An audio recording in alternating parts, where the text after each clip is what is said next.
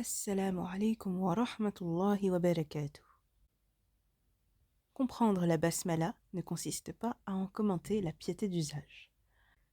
Dans ce traité bref et dense, Abd al-Karim al-Jili montre que la formule inaugurale du Coran est une condensation métaphysique, un résumé principiel de la réalité telle que l'ésotérisme islamique la conçoit.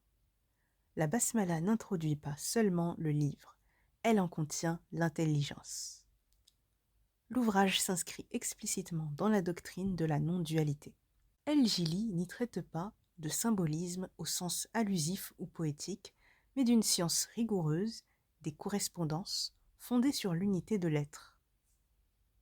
Ce qui est en jeu, ce n'est pas l'interprétation subjective des lettres, mais leur statut ontologique. La lettre comme trace du verbe, comme modalité de la manifestation. Le point de départ est décisif. L'infini ne peut admettre ni extérieur ni second. Ce principe, commun à toute métaphysique authentique, conduit à une conséquence centrale.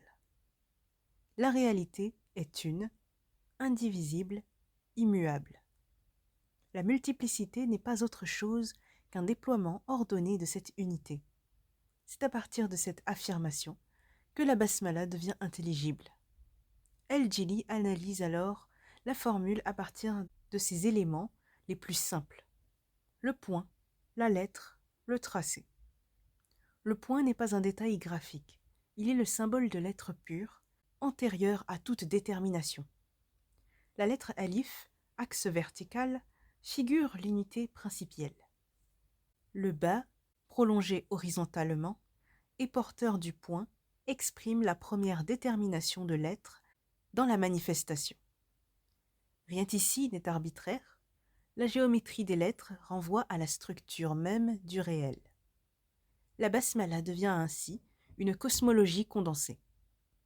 Elle exprime le passage du non-être à l'être, puis de l'être à l'existence, sans rupture ni discontinuité.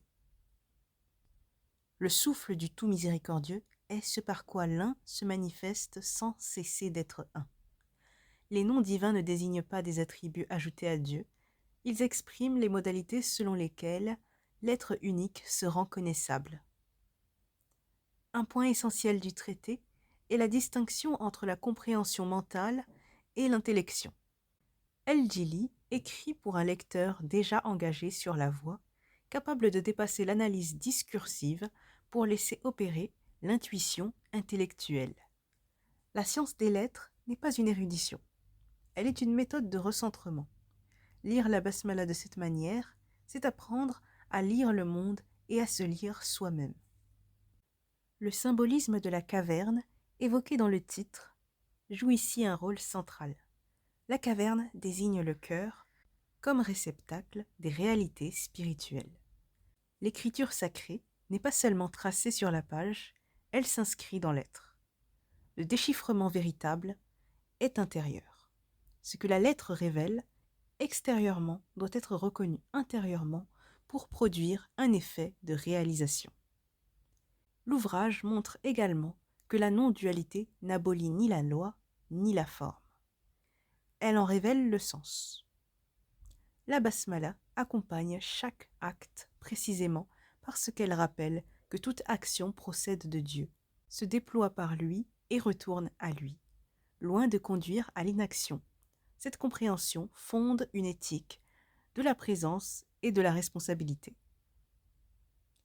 Ce traité exigeant ne cherche pas à vulgariser. Il s'adresse à ceux pour qui la spiritualité n'est pas une émotion, mais une science de l'être. Il rappelle que le tawhid n'est pas seulement une croyance affirmée, mais une identité à réaliser. La basmala n'est pas répétée pour être comptée, elle est méditée pour être comprise. Le commentaire ésotérique de la formule inaugurale du Coran est ainsi un texte de densité exceptionnelle. Court par la forme, radical par le contenu, il donne accès à une intelligence unitive du Coran, du langage et de l'homme. Il ne propose pas un commentaire de plus, mais une clé métaphysique capable d'ordonner la lecture, la pratique et la connaissance.